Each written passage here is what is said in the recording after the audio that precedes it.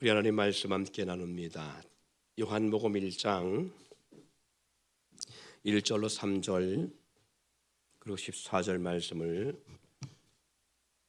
순서대로 보겠습니다. 요한복음 1장 1절부터 3절 말씀 봉독합니다. 태초에 말씀이 계시니라. 이 말씀이 하나님과 함께 계셨으니 이 말씀은 곧 하나님이시니라. 그가 태초에 하나님과 함께 계셨고 만물이 그로 말미암아 지은 바 되었으니 지은 것이 하나도 그가 없이는 된 것이 없느니라. 이어 14절 말씀입니다. 말씀이 육신이 되어 우리 가운데 거하심에 우리가 그의 영광을 보니 아버지의 독생자의 영광이요 은혜와 진리가 충만하더라. 아멘. 이어서 6장 63절 말씀입니다. 요한복음 6장 63절 말씀. 살리는 것은 영이니 육은 무익하니라. 내가 너희에게 이른 말은 영이요 생명이라. 아멘. 이번 주는 환절기라 그런지 제가 참 바빴습니다. 노예 행사도 있었을 뿐만 아니라 장례가 6건이 터져가지고 그래서 참 분주하게 한 주간을 장례식만 다니느라고 했었어요. 대전로에서 장례만 터진 것만도 4건이나 돼서 하여튼 주야로 다녔습니다. 근데 대부분 다 90이 넘으신 연세 되신 우리 목회자 목사님들의 부모님들이 돌아가시는 그런 상황이었는데 그 중에 한 분이 저보다 3살 정도 어린 그러한 같이 목회하며 그리고 같이 음식을 나눠 먹고 같이 웃고 같이 떠들던 그런 목사님이 갑자기 소천했어요. 아픈 것도 없었는데 갑자기 소천한 일을 당해서 좀 그래서 그런 일을 당해서 그런지 제가 이상한 꿈을 꿨습니다. 꿈인데요. 오해하지 마시길 바랍니다. 제가 분명히 꿈이라고 말씀드렸어요. 근데 누구나 그럴 수 있겠다라는 생각을 합니다. 꿈인데 제가 죽었는가 봐요. 제가 먼저 죽고 주 사람이 나중에 이제 죽기 전의 모습 같아요. 좀 나이가 더 있어 보이고. 그런데 집사람 주변에 아무도 없더라고. 그리고 장소가 어디냐 하면 마치 제 꿈에 보여줬던 장소는 폐허가 된 지역 같은 그런 지역이었어요. 이미 개발을 앞대 두고 있는 지역같이 다 이사가고 그리고 다른 집들은 다 무너지고 집사람이 이렇게 누워있는 집을 보니까 전기도 다 끊기고 수도 다 끊기고 가스도 들어오지 않는 그래서 말 그대로 정말 폐허가 된 그런 동네에 덩그러니 혼자 그 병상에 있더라고요. 병상에서 이렇게 정말 심한 오랫동안 지병을 앓고 있다라는 모습이 딱 역력히 보였어요. 아무도 주변에 없었어요. 근데 제가 거기를 가더라고요. 가서 보니까 병상에서 홀로 고통 가운데 있는 모습을 제가 이렇게 목격했어요.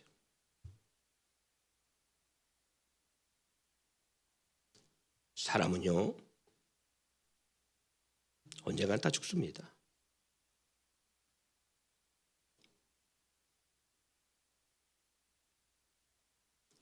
근데 아무도 찾아오지 아니하고 혼자 침상에서 그 아픈 병을 가운데서 이렇게 기침 가운데 피를 토하면서 힘들어하는 모습을 제가 이렇게 좀 보게 됐어요.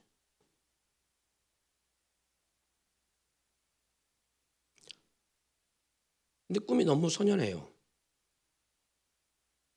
그 차디찬 추운 방인데 정말 아무것도 없더라고요. 세간사는 아무것도 없고 그런 모습 속에서 혼자 이렇게 병막 싸고 있는 모습을 이렇게 보면서 곧 머지않아 생명이 끊어지겠다라는 생각을 이렇게 좀 하게 됐어요. 근데 이제 그러면서 딱 뒤를 봤더니 어떻게 이런 집에 있지? 전기도 제대로 안 들어오고 딱 봤더니 5촉짜리 등 형광등도 아니고 이상한 등이 불이 제대로 밝히지 않은 가운데 그 찬 바닥에서 이렇게 침상에서 누워서 저 고통하는 모습을 이렇게 보면 제가 이렇게 일기서 세우면 따갑겠습니다.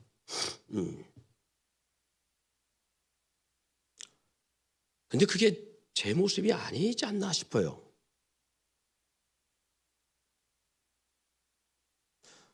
뭐 우리가 성경적으로 따진다면 사람은 죽으면 먼저 하나님 앞에 가잖아요. 그러니까 이 세상에 올 수가 없어요. 그죠?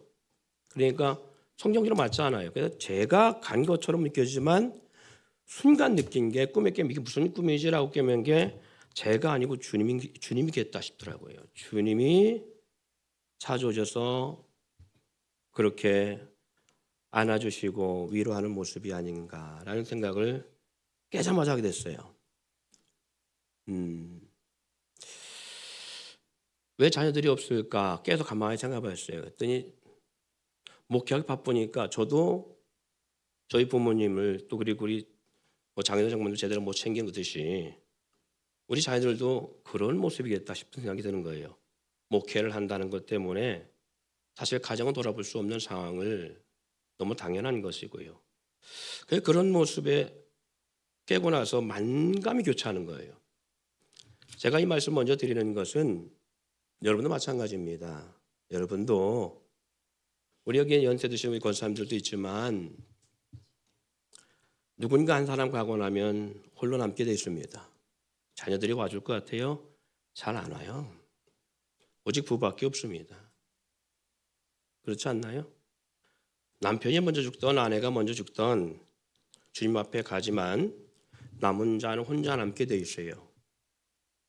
부부가 있을 때 그나마 서로 위로가 되고 힘이 되는 것뿐이지 힘이 되지 자녀도 큰 위로와 힘이 되지 않습니다. 그런데 불구하고 우리가 서로 사랑함으로 결혼하잖아요.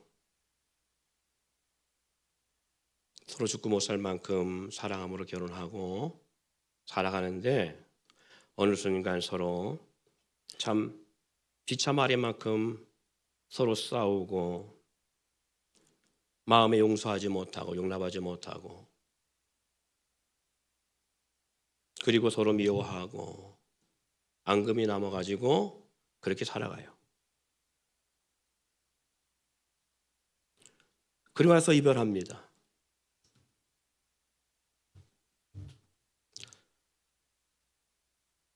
동기 목사님이 소천했다는 소리를 듣고 마음이 참 많이 무거워서 병원을 갔는데 그 사모님, 예망이 된 사모님을 보는 순간에 오열이 나오더라고요. 그때까지만 해도 제가 돌아가신 목사님이나 뭐 이것 때문에 눈물이 안 나고 제가 이렇게 돌아봤어요. 과연 뭐 때문에 내가 눈물이 이렇게 오열이 났지 하고 딱 보니까 그게 아닌 것 같다는 생각이 들었어요. 아, 이게 이신전심이라고 느껴지는 마음에 그런가 보다. 왜 그러냐면 그 사모님을 보는 순간에 돌아가신 목사님의 어떤 그런 저기 앞에서 그 오열이 한 게 아니라 사모님을 보고 사모님 손을 잡는 순간에 이렇게 오열이 나더라고요. 돌아봐요. 왜 그런가 하고 생각해 봤더니 제 마음이 그런 것 때문에 그런 것 같아요. 교회는 굴러가야 되지요. 그죠? 교회는 어떻게든지 교회는 가야 됩니다. 근데 그렇게 목회자가 먼저 앞서가면 교회를 사모님이 모실 수 있을까요? 없을까요? 책임지지 않습니다.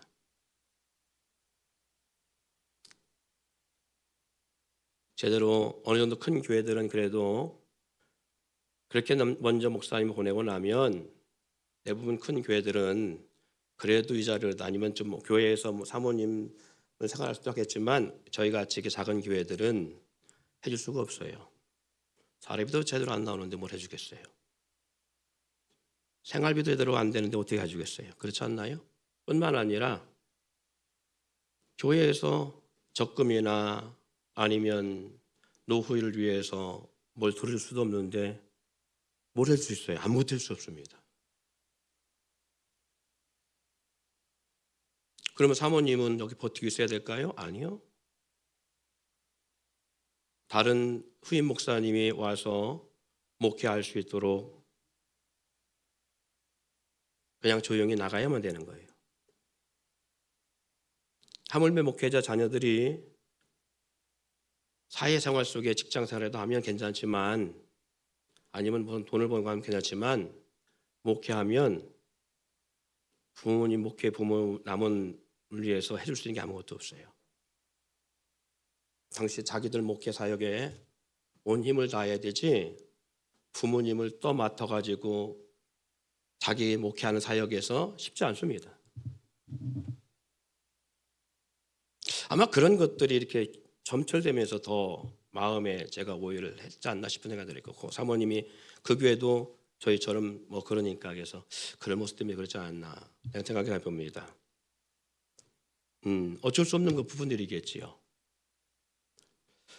여러분도 마찬가지입니다. 여러분도 나중에 나중을 위해서 적금이라든가 노후를 위해서 뭘 이렇게 들어놓지 않으면 쓸쓸한 인생의 노후가 됩니다. 그러면 자녀들이라도 부모님 말씀 잘 듣고 순종하고 효를 다하고 내 인생보다 부모님 인생이 더 중요하지라고 생각하며 부모님 말씀 앞에 귀를 기울이면 그런 자녀들로 살아가면 괜찮지만, 그렇지 않은 지금도 우리 옛말에 틀림이 하나도 없잖아요. 잘된 놈은 떡잎부터 한다고요. 지금도 말 안 듣고 부모님 곁에 떠나려고 하고 부모 곁에 함께하는 것을 귀찮아하고 부담스러워하고 어떻게든지 집을 나가려고 하고. 죄송합니다. 그런 새끼들이 나중에 잘할 것 같아요? 아니요. 절대 잘하지 않습니다. 딱 부부만 남아요. 부부만.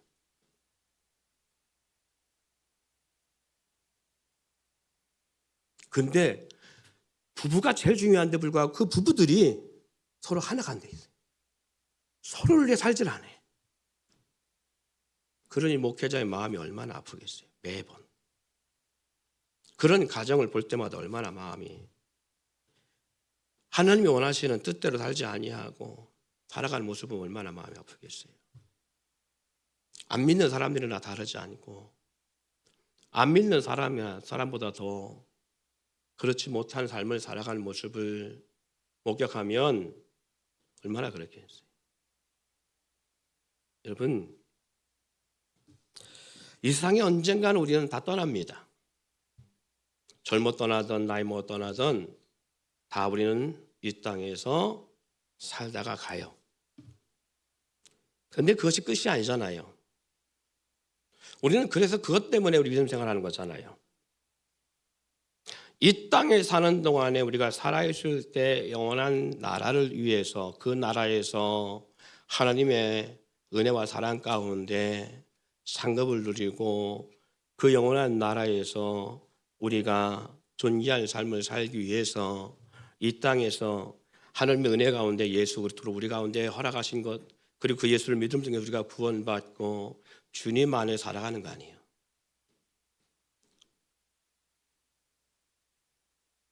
그렇잖아요. 우리는 이 잠깐 사는 세상 속에서 영원한 삶을 준비하는 거잖아요. 썩을 육체를 가지고 영원한 생명을 누리기 위해서 준비하는 삶이잖아요. 잠시 주머니에 있다가 나아갈 그 물질을 가지고 영원한 내세를 위해서 우리는 쌓아놓는 삶을 사는 거잖아요. 그렇지 않나요?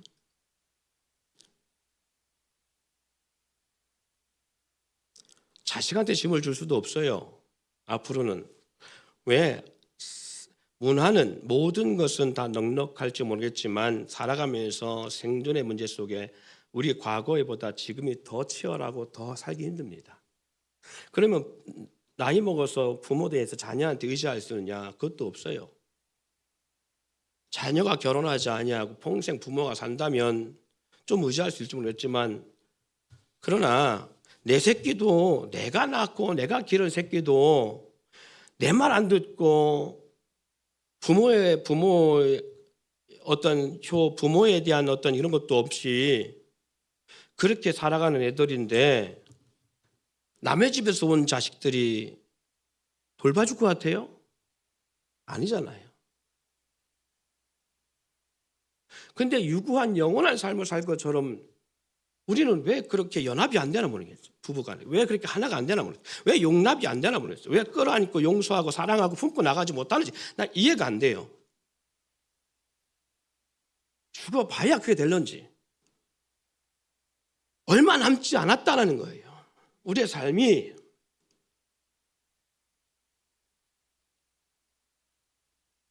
그렇게 길지 않다라는 거예요. 서로를 위해서 사랑함으로 서로에게 희생이 되고 서로를 위해 살아가고자 결혼했으면 그 결혼한 생활 얼마 남지 않은 삶을 우리는 그렇게 시간 낭비하며 살아갈 수 있는 상황이 아니라는 얘기죠. 그러면 우리가 이 땅에 사는 날 동안에 세상 사람들이 어떻게 살아가든 믿는 사람들은 주님 안에서 합력하여 선을 이루어가는 삶을 살아야 돼요. 마음을 같이하여 뜻을 같이하여 한 마음으로 한 사랑을 가지고 하나님의 영광을 살아가야 돼요. 서로를 북돋 안아주고 서로 힘이 되어지고 서로 위로가 되어지고 서로 감싸 안고 서로의 허물을 용납하고 서로 약함을 위해주고 그리고 서로의 약점들을 호환해 주고 모난 것이 있으면 그 모난 것을 인정해주고 함께 합력하여 서로를 이뤄나가는 것. 우리가 삶의 목적이 이 땅의 것이 아니고 영원한 것을 위해서 서로 희생하고 서로 고전불투할 때에 누굴 위로하겠어요? 그밖에 없잖아요.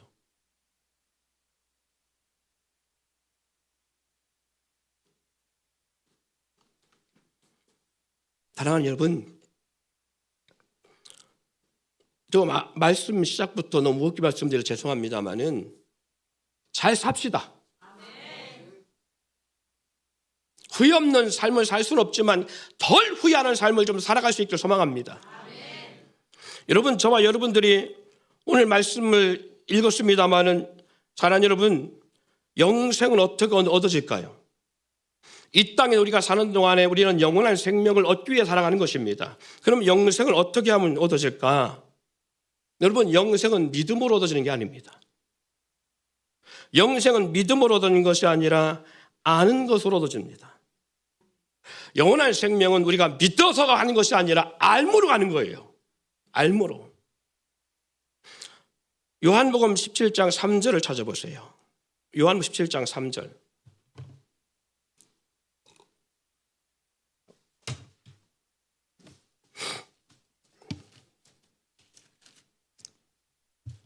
찾으셨으면 아멘. 같이 한번 읽어봅시다. 시작. 영생은 곧 유일하신 참 하나님과 그가 보내신 그리스도를 아는 것이다. 여기 영생의 방법이 있어요. 영생은 곧 유일하신 참 하나님과 그가 보내신 자 예수 그리스도를 아는 것이라고 했어요. 영생은 믿는 거예요, 아는 거예요. 그렇죠. 영생은 믿음으로 얻어지는 게 아니라 아는 것으로 얻어지는 거예요. 여러분, 호세아 4장 6절을 다시 넘어갑니다. 죄송합니다. PPT에 준비되지 않은 말씀입니다. 호세아 4장 6절.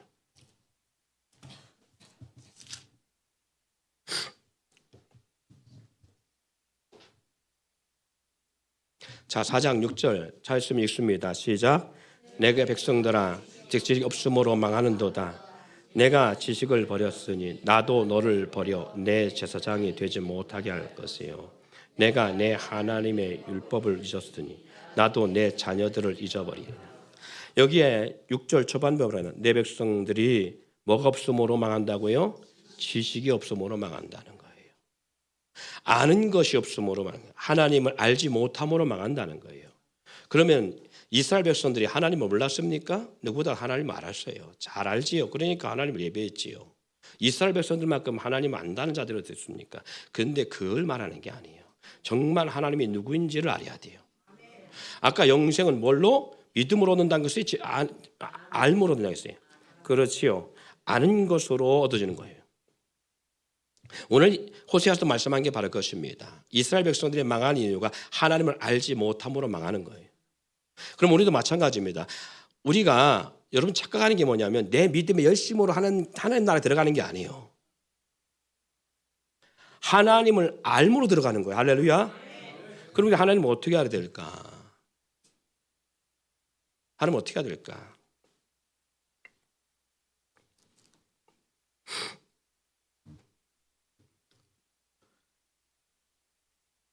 출애굽기 32장에 보면요. 또 찾아봅시다. 오늘 이 말씀도 참 중요한 말씀인데 출애굽기 32장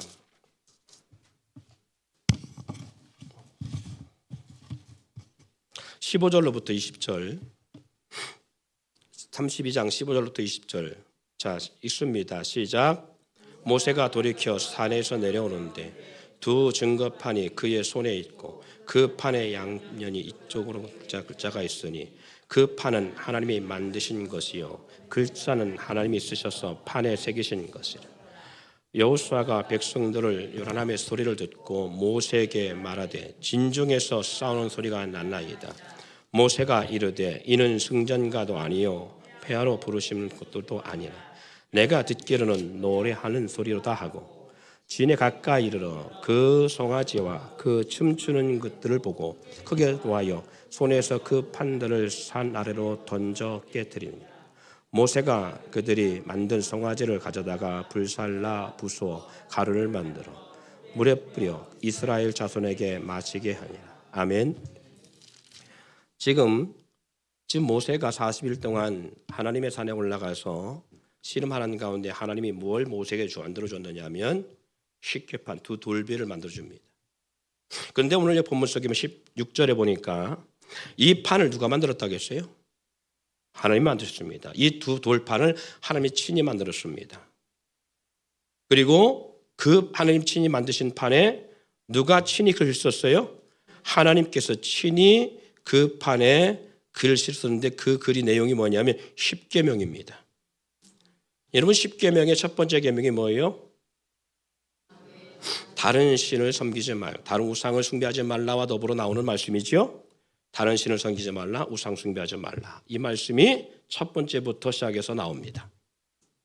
사랑하는 여러분, 그래서 십계명에는 다른 신을 섬기지 말라, 우상 숭배하지 말라, 안식일을 계획하여 거룩히 지키라 쭉 나옵니다. 하나님과 사람 사이의 계명, 그리고 사람과 사람 사이의 계명이 10가지의 계명으로 두 돌판에 새겨져서 우리 하나님이 친히 새겨서 돌판까지도 하나님 만드셔서 모세의 손에 들려줬습니다. 자, 누가 만들었다고요? 하나님이 친히 만들었다고요. 여러분, 왕이 백성에게 무언가 선물 하나 줘도 그 선물은 귀에서 함부로 하는 게 아니잖아요. 그죠? 예. 예를 들어서 왕이 나에게 뭔가 하사품을 줬는데 그 하사품이 왕이 나에게 친히 써서 준 거예요. 근데 그것이요, 시간이 지나가면 가격이 올라가요. 점점. 그렇죠? 이게 얼마나 귀한지 모릅니다. 근데 왕이 줬는데 왕궁에서 나오자마자 그 깨트려버려? 왕이 기쁘겠어요? 아니요. 한번 생각해 보자고요. 하나님이 친히 새겨준 말씀입니다. 돌비였어요. 그런데 모세가 하나님으로부터 만왕의 왕이신 하나님, 창조주 하나님께서 친히 돌판을 만드시고요. 그 판에 하나님이 친필을 쓰셨어요. 하나님이 쓰셨어요. 당신이 친히 써주신 십계명의 말씀을 돌판을 갖고 내려오다가 이스라엘 백성들이 뭐 하고 있다고? 아래에서? 그렇지요. 우상을 숭배하고 있다는 얘기입니다. 금송아지를 만들어서 그것을 하나님이라고 착각하며 하나님이라고 부르면서 찬양하고 놀고 뛰놀고 있다는 거예요. 그 모습을 목격합니다. 그래서 모세가 그 모습을 바라보고 하나님이 친히 만들어 주시고 써준 그 돌판을 어떻게 했다고요? 던져 깨트려 버렸어요. 자, 그런데 여러분이 하나님이라면 모세의 그 행동이 용납되겠는가? 용납될 수 없는 행동이죠. 용납될 수 없는 행동입니다. 그런데 이 사건 이후에 하나님은 모세를 불러서 다시 하나님 앞에 올라온 모세에게 다시 40일 동안 금식하게 기도하는 가운데에 다시 말씀을 새겨주십니다. 두 번째는 두 번째 사건에서는, 이 두 번째 사건 사연 속에서는 모세에게 하나님이 뭐라 말씀하느냐, 주님 하나님께서 모세는 너는 두 돌판을 만들어내게 하자고 합니다. 자, 34장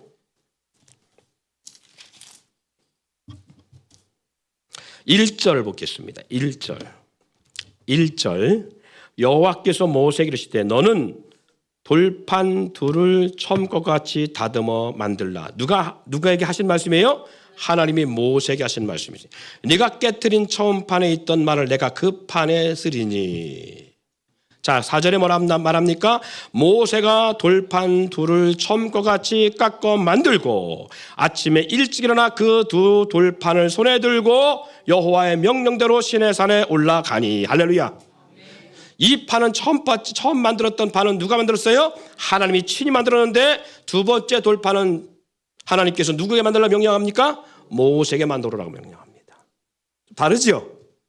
자, 그럼 봅시다. 이제 저를 집중해 보세요.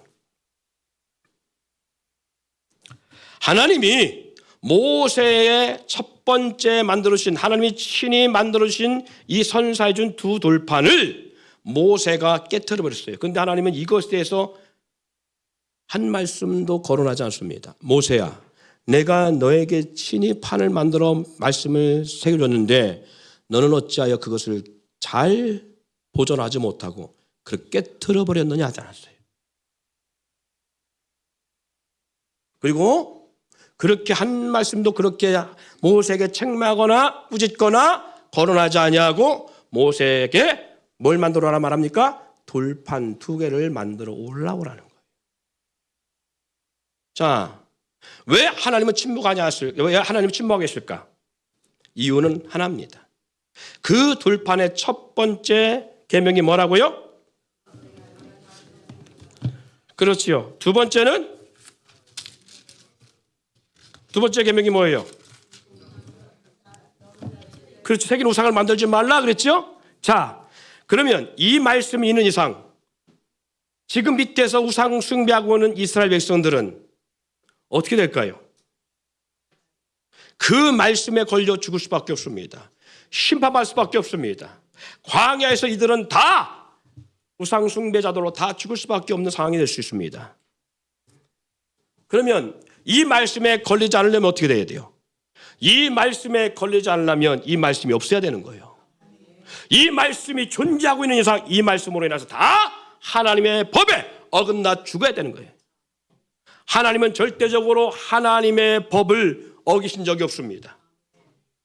우리의 죄라는 것이 바로 그렇습니다. 우리가 하나님과 우리 사이에 죄가 있으면 우리 또한도 죽을 수밖에 없어요. 먹지 말라 먹는 정령 죽으리라 하신 것처럼 그들은 그 아담과 하와는 그 죄로 말미암아 죽을 수밖에 없는데, 예, 하나님은 아담과 하와를 죽이기 위해 죽여야 되지만 하나님은 아담과 하와를 사랑하심으로 말미암아 대신 뭘 죽겠다? 짐승을 죽게 하고 그 희생된 짐승의 가죽 옷을 그들에게 입힘을 통해서 그들의 죄를 사했다고 했어요. 이와 같이 말씀의 법이 있는 이상 그 말씀의 법에 저축되어 다 죽을 수밖에 없기 때문에 하나님은 그들을 사랑하심으로 말미암아 모세의 이런 행동을 하나님은 용납하신 거예요. 그리고 그 문제를 해결한 후에 모세를 다시 부릅니다. 불러서 하나님께서는 친히 말씀을 다시 새깁니다. 이게 하나님의 은혜의 역사예요. 여러분, 우리가 내 마음대로 살아갈 수 있습니다. 내 마음대로 내가 원하는 대로 살아갈 수 있어요. 그러나 기억하세요. 하나님의 법은 절대 피해갈 수 없습니다. 모든 것이 자유의지이기 때문에 아담과 하와처럼 따먹을 수 있는 권리도 있고 따먹지 않을 권리도 우리 가운데 있고 자유의지가 있어요. 그러나 반드시 죄의 대가는 우리가 징벌 받는다는 사실이 있지 않기를 바랍니다. 하나님께서 그들에게 은혜를 베풀지 않았다면 그들은 광야에 다 소멸될 수밖에 없는 인생이었다는 사실이에요. 사랑하는 여러분, 이것이 여기서 끝나지 않습니다.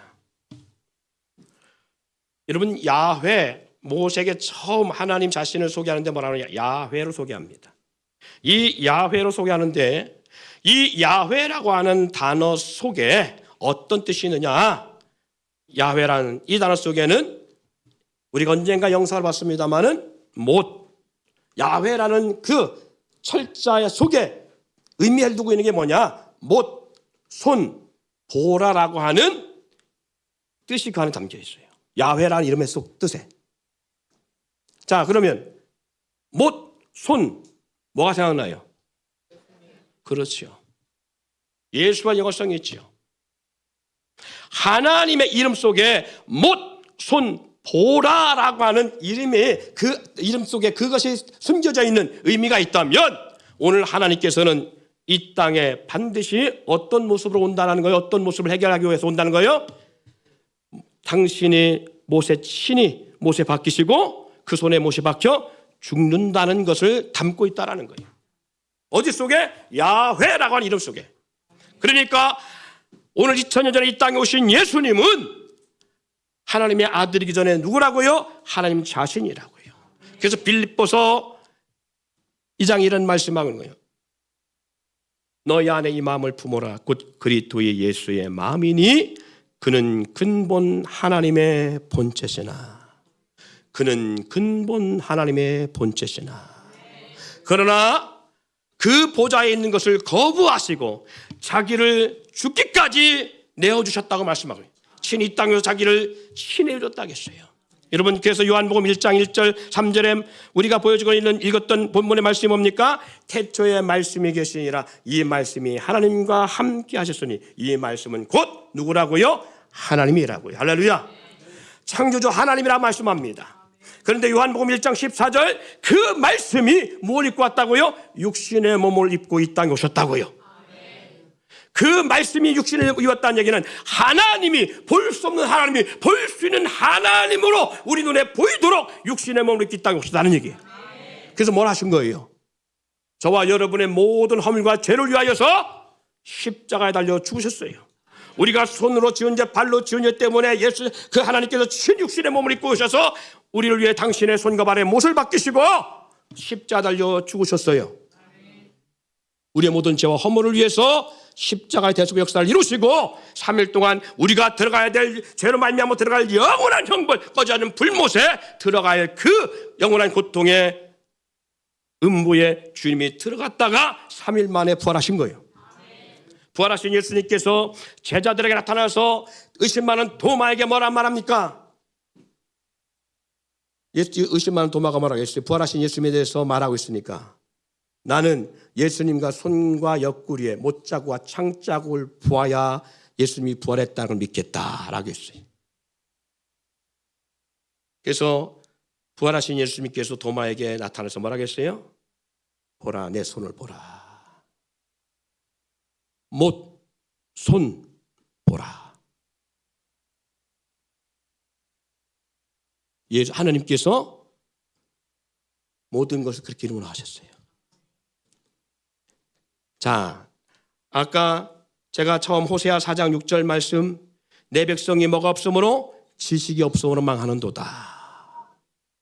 그러면 하나님을 아는 지식이 없으므로 망하는 이스라엘 백성들의 뭘 보이는 거예요? 그럼 하나님을 누구보다 잘 안다고 했잖아요. 근데 뭘 모르는 거예요?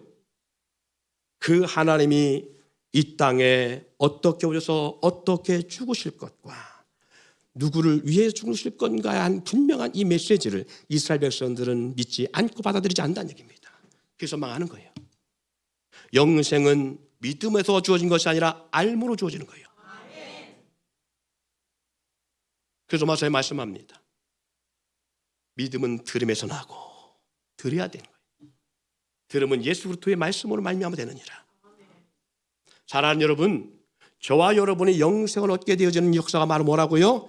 내가 믿음 생활 잘하고 우리 자식들이 믿음 생활 아니요, 그게 아니라 하나님이 어떤 분이신지, 하나님이 우리를 위해서 뭘 하셨는지, 그리고 우리를 위해서 지금 어떤 삶을 우리 하나님께서 이행하고 하시는지 이걸 아는 게 중요한 거예요.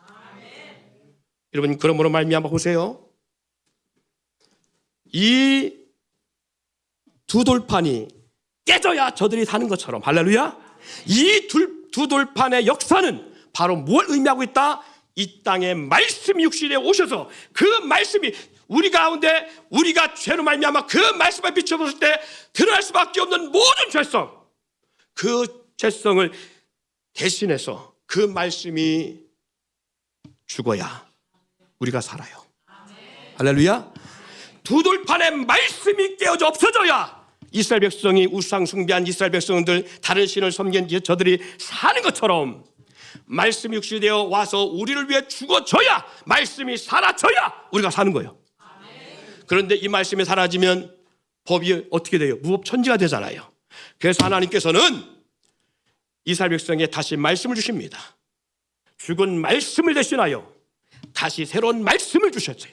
그래서 모세에게 두 돌판을 깎아와라. 내가 거기다 친히 말씀을 새겨두리라. 그리고 그들의 죄 가운데 심판할 건 심판하시고 용서하고 사랑할 건 사랑하시고 회개한 그들, 돌아온 그들에게 새로운 말씀 주신 거예요. 여러분, 우리 마찬가지입니다. 예수 그리스도 십자가의 죽으심으로 그 말씀이 있는 이상 우리는 다 죽을 수밖에 없는데, 그 대신 죽으심으로 말씀이 사라짐으로 우리가 죄에서 사함받아. 할렐루야. 그런데 우리가 새로운 말씀을 주셔야 되잖아요. 그래서 3일 동안 계셨던 주님이 부활하셔서 다시 나타나셔서 우리 가운데 함께 하십니다. 부활하신 주님으로 함께 하세요. 근데 어떻게? 이제 육신의 하나님과 함께 하는 것이 아니라 성령, 영의 하나님으로, 진리의 영의 하나님 우리 가운데 함께 하는 거예요. 그럼 봅시다. 처음에 육신은 예수 육신이었어요. 하나님의 영이 예수 그리스도라는 육체 가운데란 존재했어요. 이제는 그 하나님의 영 성령이 예수 그리스도 육체 가운데 존재가 아니라 이미 십자가 죽어 깨트려졌으니까 누구 가운데 역사하는 거예요? 모세 깎은, 친히 깎은 돌판 위에 말씀이 새기는 것처럼 우리의 육의 신비 위에 하나님의 말씀을 주시는 거예요. 이 육의 위에 말씀을 주시는 거예요.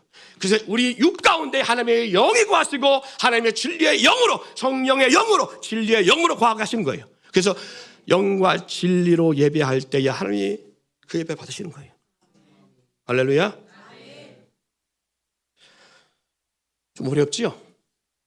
어렵지만 새겨 들으면 간단한 얘기입니다.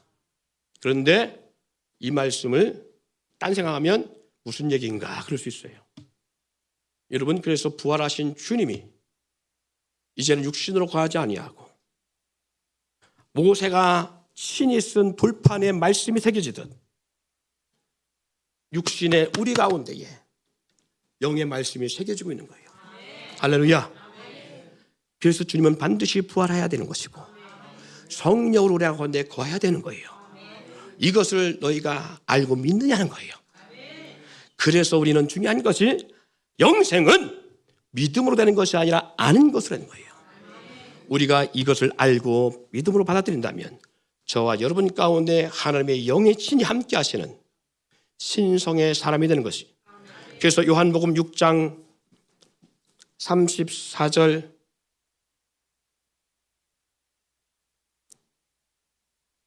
자, 38절 39절 말씀, 요한복음 6장 이 말씀만 보고 마칩니다. 요한복음 6장 38절 39절 말씀. 자, 찾았으면 읽습니다. 시작.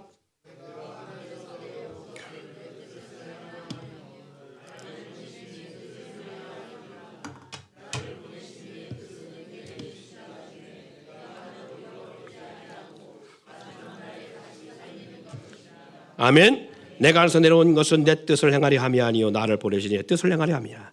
나를 보내신 이의 뜻은 내게 주신 자 중에 내가 하나라도 잃어버리지 아니하고 마지막 날에 다시 살리는 이것이니라. 63절 넘어갑니다. 63절 뭐라 하겠어요? 살리는 것은 영이니 육은 무익하니라. 내가 너에게 이른 말은 영이요 생명이라. 할렐루야. 예, 보세요. 우리가 뭘로 산다고요? 주의 말씀으로 사는 거예요. 주의 말씀이 영이요 생명인 거예요. 내가 믿음 생활 잘하는 가운데 막 천사처럼 막 예배 잘 드리고 이게 영원한 생명이 아니라 못났던 잘났던 많이 배웠던 못 배웠던 없던 있던 적던 뭐하던 무식하던 잘생겼던 못생겼던 우리가 몇 년 동안 신앙생활을 했던 직분 어떤 직분을 맡고 났던 그게 중요한 게 아니에요. 근데 우리는 뭘 따져요? 자기의 행위를 따져요. 그리고 우리 시험합니다. 영원한 생명이 있을까 없을까? 천국 갈까 못 갈까? 아니요. 하나님을 아는 지식이 없으므로 그러는 거예요. 우리는 그 말씀으로 인하여 가는 거예요. 그 말씀으로 인하여 누리는 거예요. 그 영원한 생명의 말씀을 우리 주님이 우리가 주심을 통해서, 그 말씀이 우리 가운데 거하심을 통해서, 그 말씀이 육비에 모세가 친히 만들어 온 돌판에 새겨지듯 육비에 주의 말씀이 새겨져 내가 그로 인하여 영원한 생명을 누리는 거예요. 할렐루야. 그래서 요한복음 3장 16절 말씀에 하나님이 세상을 이처럼 사랑하사 독생자를 주셨으니 이는 저를 믿는 자마다 멸망치 않고 영생을 얻게 하려 하심이니라. 그 은혜 가운데 저와 여러분이 있음으로 말미암아 저와 여러분은 하나님의 영으로 말미암아 영원한 생명을 누리는 신성의 사람으로 우리가 주의 말씀에 순종하고 주의 말씀대로 살아가려고 무릎치는 우리 속에 하나님의 인품과 성품이 드러나기를 주기를 축원드립니다.